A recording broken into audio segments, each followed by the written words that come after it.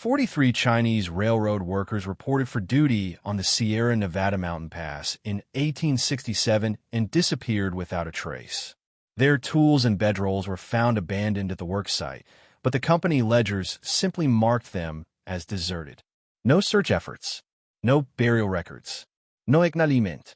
For 80 years, their sacrifice was erased from history, until black archaeologists uncovered evidence that would rewrite the textbooks. What they found will make you question everything you thought you knew about progress. January 17, 1867. Devil's Gap, Sierra Nevada Mountains. The silence was wrong.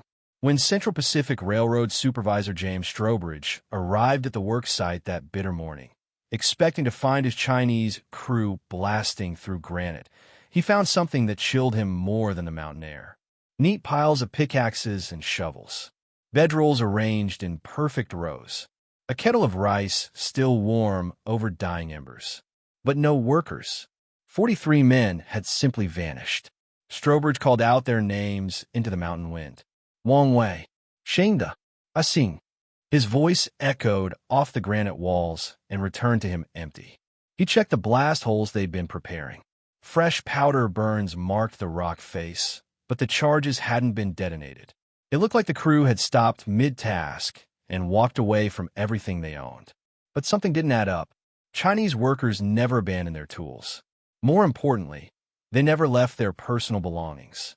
Strobridge found jade pendants, letters written in Chinese characters, and small wooden boxes containing what looked like family photographs. No worker would leave these behind, not willingly. Still, when Strobridge returned to the main camp that evening, his report was devastatingly simple. He opened the company ledger and wrote in neat script, Chinese crew deserted. No pay due. That single line would stand as the official record for 80 years. 43 human lives reduced to 2 words in a profit margin. Deserted. Nothing more. The Central Pacific Railroad was in the business of making history, not preserving it. They were racing against the Union Pacific to complete the Transcontinental Railroad, and every day of delay cost money. The disappearance of 43 Chinese workers was inconvenient, but not insurmountable. They simply hired 43 more. No search parties were organized. No families were notified. No graves were marked. The company seized the abandoned belongings as unclaimed property and sold them to offset the cost of replacement workers.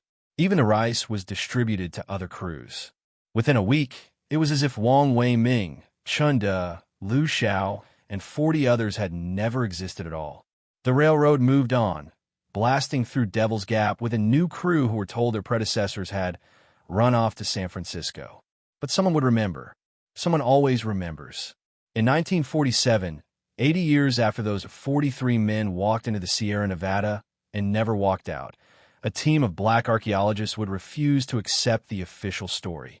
They would ask questions that no one had bothered to ask in 1867. They would dig where no one had bothered to look. And they would uncover a truth so horrifying that it would force America to confront not just what happened to those workers, but how easily we erase the people who build our dreams. The Transcontinental Railroad connected a continent, but what it buried along the way would take 8 decades to unearth. Wang Wei-ming carried more than just tools in his weathered hands. In the pocket closest to his heart, wrapped in oiled cloth, was a letter from his wife in Guangdong province. She was 8 months pregnant when he left China, and by now, their child would be walking. The jade pendant around his neck had been his grandfather's, carved with symbols that meant safe journey home. He touched it every morning before work, whispering the same prayer. Let me live to see my family again. 24 years old and 7,000 miles from everything he'd ever known, Wang Wei had come to the Sierra Nevada mountains with a simple dream. Earn $26 a month. Save every penny possible. Return to China wealthy enough to buy land and give his child opportunities he'd never had. The math was brutal but achievable. 2 years of backbreaking work in America's most dangerous mountains would equal 20 years of farming in China. But Wang Wei wasn't alone in his calculations. Chen had made this journey once before. At 31, he was the crew's most experienced blaster, a man who understood dynamite the way others understood rice or tea. He'd worked the California railroads for 3 years, survived cave-ins that killed younger men, and earned the grudging respect of even the Irish foremen who called him Charlie because they couldn't pronounce his real name. Chunda didn't mind. Respect was respect, regardless of a name attached to it. What Chunda minded was the math that white workers made $35 a month, while Chinese workers made $26 for the same dangerous work, in the same deadly conditions. The difference was life and death money, the margin between sending substantial help home or barely scraping by. But Chunda had learned to swallow his anger and focus on what he could control. Safety, precision, keeping his crew alive long enough to see their families again. The youngest member of their crew was Lu Xiao, barely 19, whose calloused hands still trembled slightly when he handled explosives. But what Lu Xiao lacked in experience, he made up for in something rare among the Chinese railroad workers. He could read and write English. Every evening by lantern light, he wrote in a diary that he planned to take home to his village. He wanted to document everything. The mountains that touched the sky, the Irish workers who shared their whiskey on cold nights, the way the railroad cut through stone like a needle through silk. When I go home, Lu Xiao often told the others, I want to tell them how we built a road across America, how we moved mountains. But it was Ah Sing who held the crew together. At 35, he was old for railroad work, old enough that his back ached every morning and his hands were permanently stained black from powder burns. Ah Sing was the foreman, the man who translated orders from the white supervisors and made sure his crew understood not just what to do, but how to do it safely. He'd been in America for 6 years, longer than any of them, and he'd seen too many good men die from carelessness or corners cut for company profits. Ah Sing had a secret that he shared with no one. Hidden in his bedroll was $347 in gold coin, enough to bring his wife and 2 daughters to San Francisco.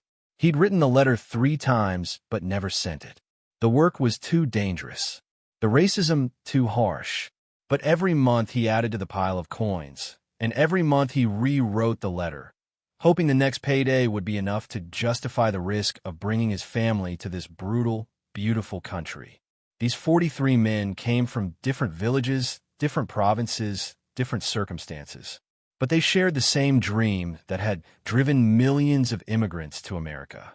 The belief that crushing work and constant danger were temporary prices to pay for permanent change. That their children would live better lives because their fathers had been brave enough to leave everything behind and build something that would outlast them. They talked about home around the evening fires. Wang Wei would show his letters to anyone who could read Chinese. Chunda would demonstrate how to handle dynamite safely, because every man who went home alive was a victory against the mountain. Lu Xiao would read passages from his diary, describing the sunset over the Sierra Nevada peaks in words that made even the most hardened workers pause and wonder. And Ah Sing would count his coins, one by one, dreaming of the day he could send for his daughters. None of them knew that January 15th, 1867, would be their last night around the fire. None of them suspected that their dreams of going home would die in a place called Devil's Gap, where the company valued progress more than the lives of the men who made it possible. But on that final evening, they were still dreamers. Still men with families waiting and futures planned. Still human beings whose names mattered, whose stories deserved to be told, and whose sacrifice will be hidden for 80 years before the truth finally emerged from the granite and snow. January 15th, 1867. The morning came bitter and gray, with snow clouds gathering over the Sierra Nevada peaks like smoke from a distant fire. Ah Sing knew the signs. 20 years working outdoors had taught him to read, weather the way scholars read books. This storm would be bad, the kind that buried work camps for weeks and turned the mountains into a white tomb. But the Central Pacific Railroad didn't care about weather. They cared about deadlines. Devil's Gap, Supervisor James Strobridge announced, pointing to a section of granite cliff that rose nearly vertical from the valley floor. We need a shelf blasted into that face, wide enough for track. Company wants it done by week's end. The Chinese crew exchanged glances. They'd heard about Devil's Gap. 2 previous crews had been assigned to blast through that section. Both had refused. The Irish workers called it a death sentence.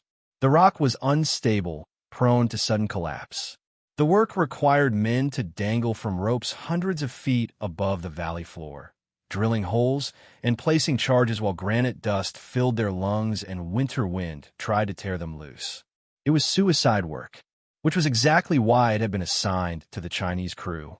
Ah Sing stepped forward, his English careful but clear. "Mr. Strobridge, weather coming bad. Maybe wait for spring." Strobridge's face hardened. "Celestials work in all weather. That's why we hired you people. Irish workers are too valuable to risk on this kind of work, but you Chinese are expendable." The word hung in the cold air like a curse. Expendable. Chin da is gotaitant. Lu Xiao looked down at his boots. Wang Wei touched the jade pendant at his throat and thought of his unborn child. But what choice did they have? Refuse the assignment and be fired immediately. Blacklisted from every railroad crew from California to Colorado. Sent back to China with nothing to show for years of backbreaking labor. Their families would starve while they explained why they'd chosen safety over survival. "We'll need extra rope," Ah Sing said finally, "and double rations of black powder. Rock up there very hard." Strobridge nodded. "Whatever you need. But I want that shelf cut by Saturday." Company's breathing down my neck about the schedule. As the crew gathered their equipment, the first snowflakes began to fall. Large, wet flakes that clung to their hair and melted on their faces like tears. The temperature was dropping fast. By evening, it would be well below freezing. By morning, the ropes would be stiff as iron and twice as likely to snap. "This is wrong," he said in Cantonese. "The rock is bad. The weather is worse. They're sending us up there to die." Ah Sing looked toward Devil's Gap, where granite walls disappeared into low-hanging clouds. "Maybe, but if we don't go, we die anyway. Just slower." The crew loaded their tools into canvas bags and slung coils of rope over their shoulders. Pickaxes, hammers, steel bits for drilling, and enough black powder to move a small mountain. Everything they need to cut a road through solid rock or blow themselves to pieces trying. As they walked toward Devil's Gap, Lu Xiao pulled out his diary and wrote a quick entry. January 15th, 1867. "Going to blast the Devil's own cliff today. If something happens to me, tell my mother I try to build something beautiful." Wang Wei checked his jade pendant one more time and whispered his morning prayer. Chun detested the rope knots with the methodical precision of a man who knew his life depended on them. Ah Sing counted his crew. 43 men walking toward the most dangerous assignment any of them had ever faced. None of them knew that by tomorrow they would all be dead, and the man who sent them to die would spend exactly 5 minutes writing their epitaph in a company ledger.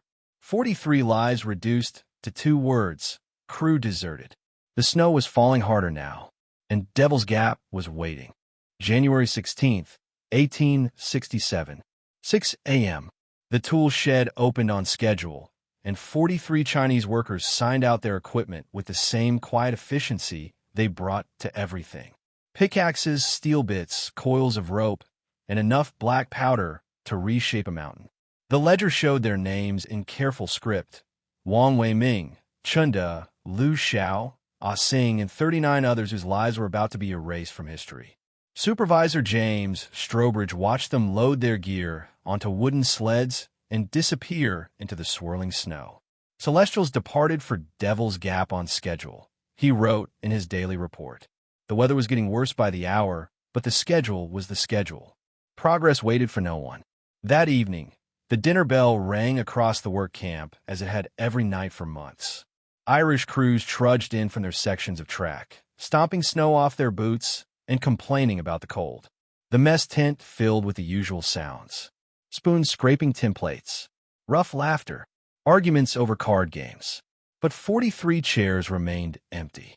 "Where's the Chinese crew?" asked Patrick O'Malley, an Irish foreman who'd worked alongside Ah Sing for 2 years.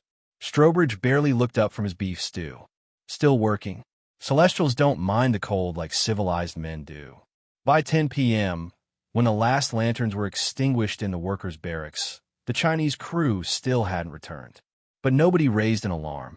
Chinese workers often worked late into the night, especially on difficult assignments. They were paid by the job, not by the hour. The longer they worked, the more they earned.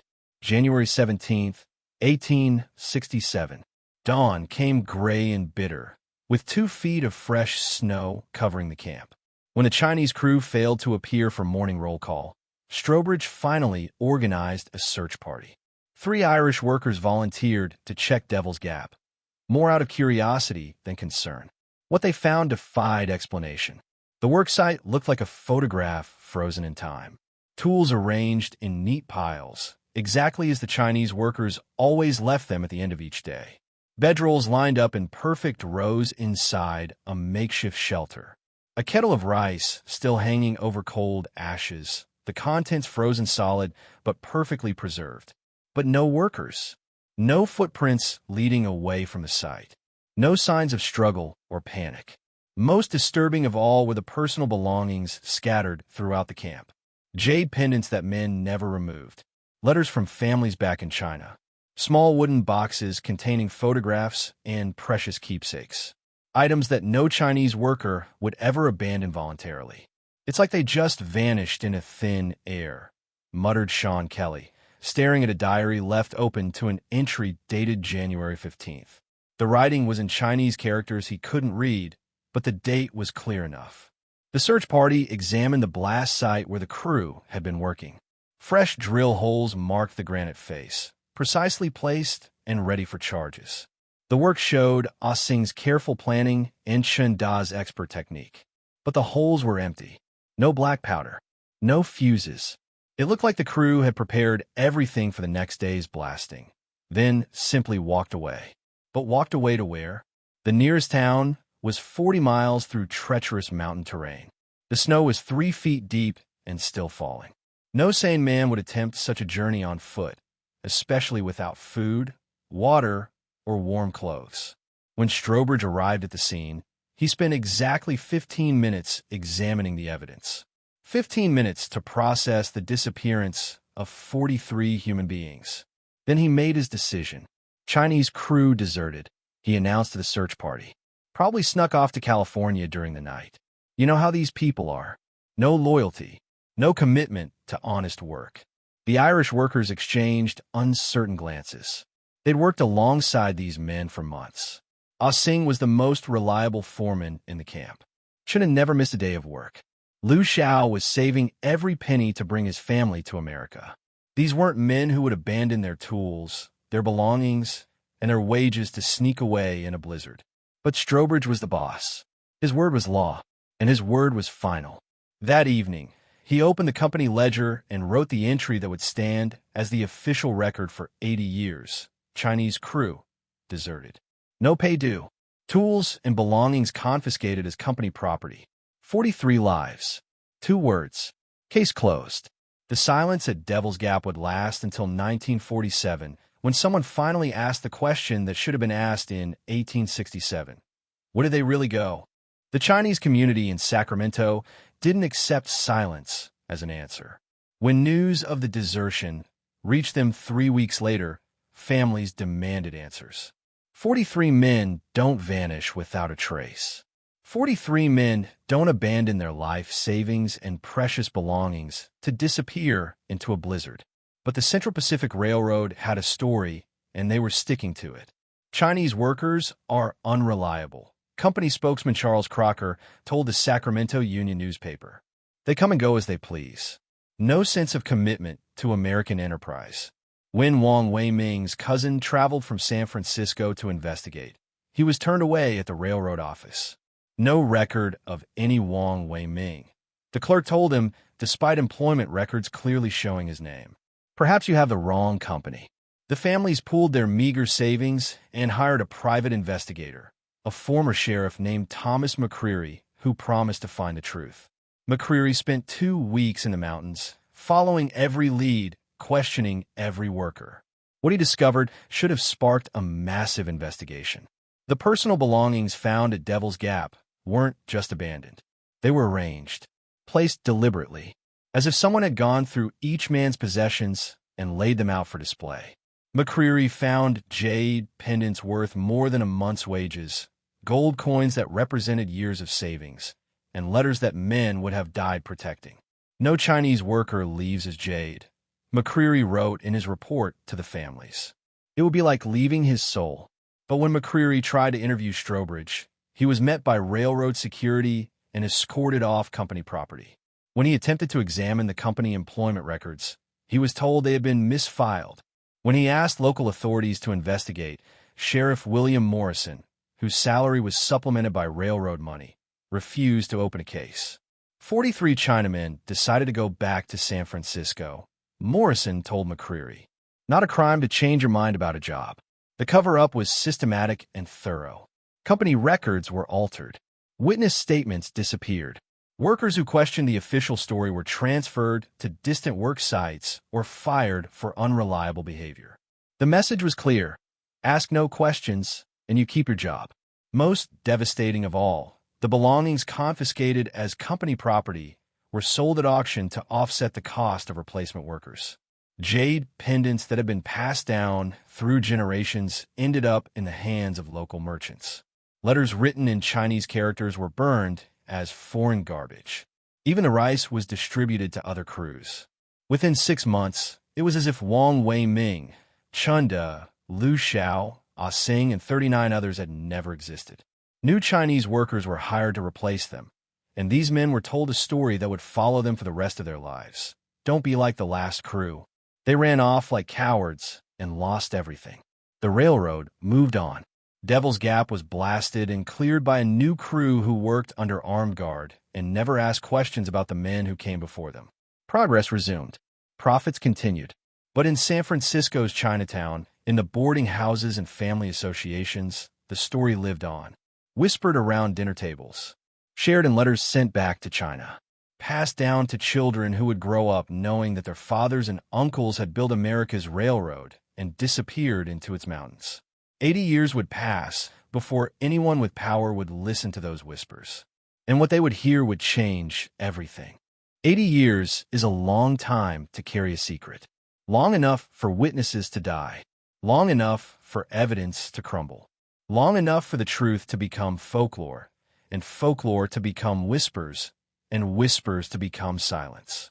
But in San Francisco's Chinatown, some whispers never died. Mrs. Chunli was 93 years old when she first told her great-grandson about his ancestor.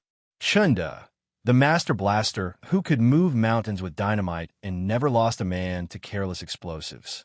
He went to build the railroad, she said, her voice paper-thin but steady. He never came home. The company said he ran away, but Chunda would never run. He would never leave his tools. 3 blocks away, in a basement apartment where 4 generations had lived and died, the Wang family kept a shrine. Faded photographs, incense burned every Sunday, and a jade pendant that had somehow found its way back to them 50 years after it disappeared at Devil's Gap. No one asked how. Some questions were too dangerous to answer. These weren't the only families carrying fragments of the story. Across California, from Oakland to Los Angeles, Chinese-American families preserve pieces of the truth the way their ancestors had preserved seeds through famines. A name here, a detail there, enough to keep the memory alive, but never enough to prove what really happened. The academic world had no interest in their stories. Railroad histories focused on the great men who financed and planned the Transcontinental Railroad. Leland Stanford, Collis Huntington, Charles Crocker.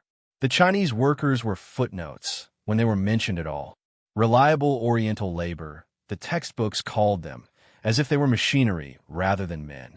Professor Elizabeth Wu tried to change that in 1963. A Stanford historian whose grandfather had worked the railroads, she spent 3 years collecting oral histories from Chinese-American families. She documented names, dates, and stories that had never appeared in any official record. When she submitted her research for publication, the Academic Review Board rejected it. Oral history is unreliable, they told her. Folklore is not scholarship.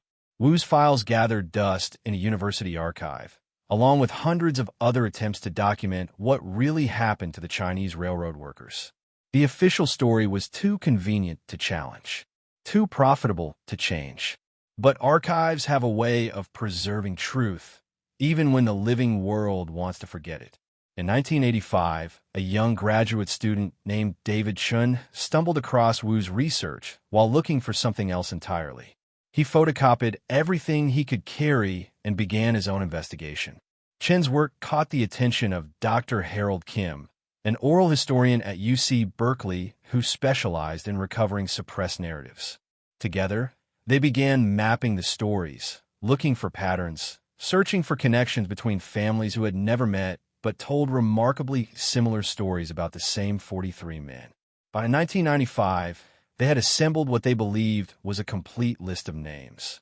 43 Chinese workers who had vanished from Devil's Gap in 1867. 43 men whose families had been told they were deserters and cowards. 43 stories that had survived 80 years of systematic erasure. But stories aren't evidence. Memories aren't proof. And the academic world still demanded something more than the testimony of grieving families. That would change in 1947 when a different kind of scholar decided that some truths were too important to leave buried in the granite and snow of the Sierra Nevada mountains. Dr. Clarence Washington had spent his career digging up truths that powerful people wanted to keep buried. As one of the first black archaeologists to earn tenure at Howard University, he understood what it meant to have your history erased, your contributions minimized, your very existence reduced to footnotes in other people's stories. When David Chen's research crossed his desk, Washington recognized something familiar. The systematic erasure, the official denials, the way 43 human lives have been dismissed as unreliable Oriental labor and filed away like damaged equipment. This looks like a cover-up, Washington told his research partner, Dr. Sarah Chin Williams of UC Berkeley. She was the granddaughter of a railroad worker, and she'd spent 20 years collecting the stories that academics refused to take seriously. Together, they assembled the most unlikely archaeological team in American history. A black professor from Howard, a Chinese-American historian from Berkeley, a graduate student whose great-grandfather had whispered stories about Devil's Gap, and Mrs. Chun Li, now 98 years old and still insisting that her ancestor had been murdered, not deserted. The National Science Foundation almost rejected their funding application. Oral history is not sufficient basis for archaeological investigation, the review board noted.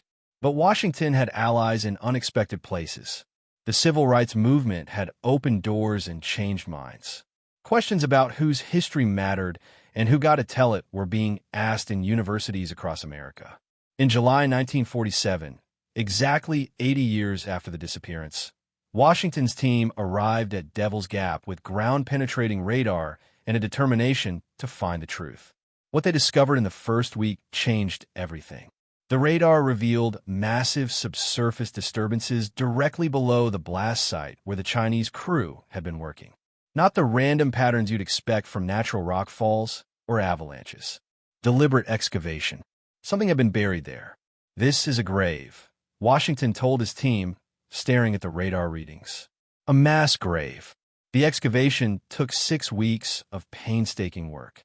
Layer by layer, they uncovered evidence that confirmed the family's worst fears and the company's darkest secrets.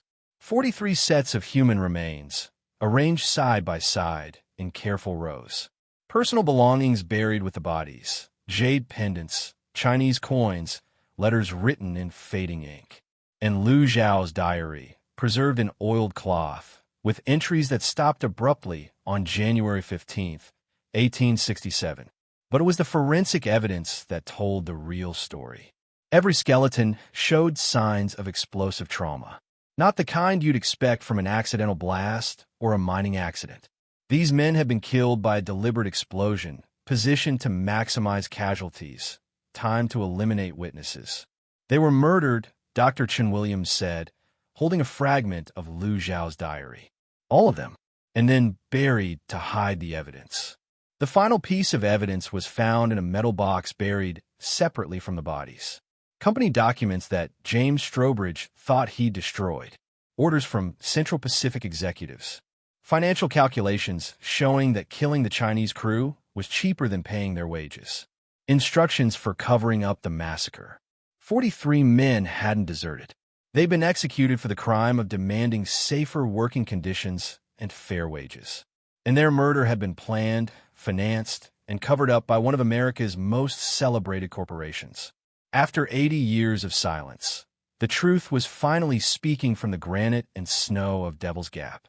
August 15, 1947, 80 years and 7 months after 43 Chinese workers vanished from Devil's Gap, their families finally held the funeral that had been denied to them for nearly a century. Mrs. Chun Li, now 98 years old and carried to the ceremony in a wheelchair, placed a jade pendant on her ancestor's grave. "Chunda," she whispered in Cantonese, "you can rest now. Everyone knows you didn't run away." The discovery at Devil's Gap sent shockwaves through the academic world and beyond. Railroad histories that had celebrated the triumph of American ingenuity were suddenly forced to confront a darker truth. The Transcontinental Railroad hadn't just been built with Chinese labor. It had been built with Chinese blood. Dr. Clarence Washington's team published their findings in the American Journal of Archaeology, but the real impact came from the families themselves. For 80 years, they had carried the shame of ancestors branded as deserters and cowards. Now, they could speak their truth with evidence to back it up. The Central Pacific Railroad Company had been absorbed by other corporations decades earlier, but the families filed lawsuits anyway. Not for money, but for acknowledgement. For an official admission that their ancestors had been murdered, not deserted. For their names to be cleared in the historical record. The legal battles took 3 years, but in 1950, a federal judge ruled that the railroad company and its successors bore responsibility for the massacre at Devil's Gap. The company was ordered to pay for a memorial at the site and to fund scholarships for the descendants of Chinese railroad workers. More importantly, the discovery forced a reckoning with how American history had been written and by whom. The great man narratives that focused only on wealthy industrialists were challenged by scholars who demanded space for the stories of the workers who actually built the country. Dr. Sarah Chin Williams became the first Chinese-American professor granted tenure in UC Berkeley's history department.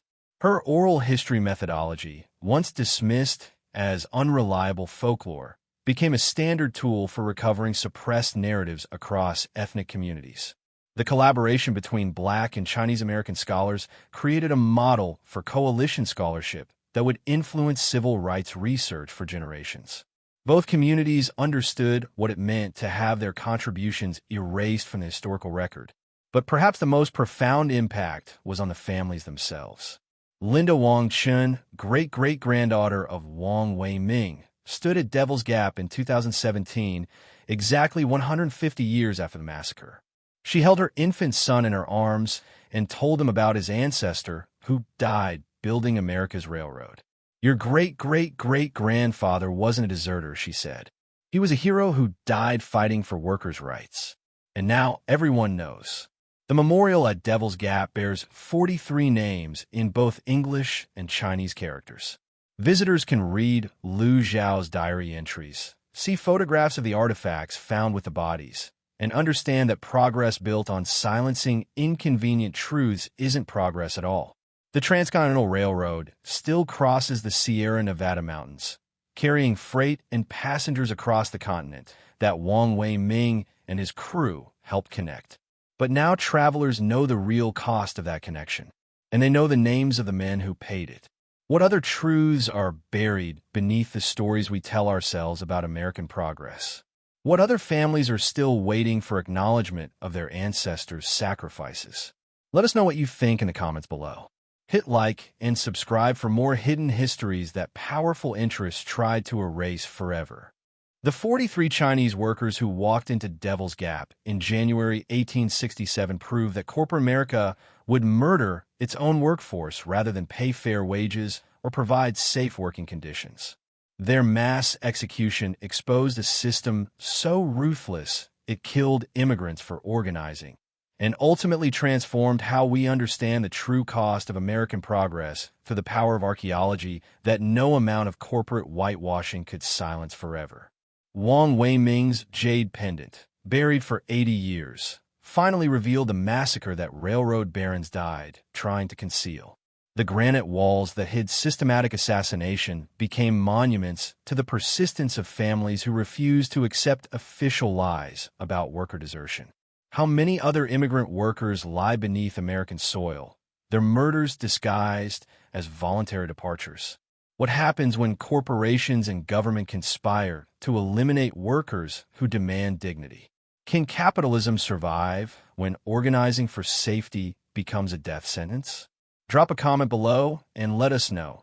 Do you believe corporate assassination of organizing workers still happens today? Hit the like button, subscribe, and turn on notifications for more investigations that prove truth is more durable than granite.